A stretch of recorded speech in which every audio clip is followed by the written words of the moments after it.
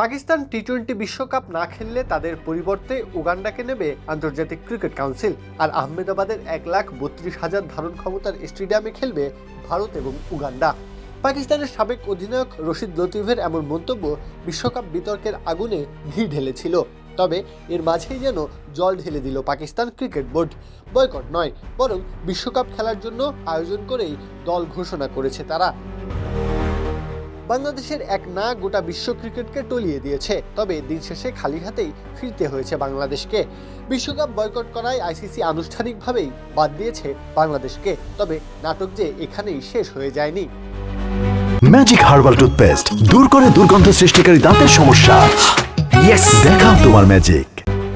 বয়কটের জোয়ার ছড়িয়ে পড়ে সীমানা ছাড়িয়ে পাকিস্তানেও। বাংলাদেশকে সমর্থন জোগাতে প্রয়োজনে বিশ্বকাপ বয়কট করবে পাকিস্তান, এমনটাই জানান পাকিস্তান ক্রিকেট বোর্ডের চেয়ারম্যান মোহসিন নাকভি। এর মাঝে ঘটে যায় অনেক কিছুই। আইসিসিও চড়াও হয় পাকিস্তানের ওপর।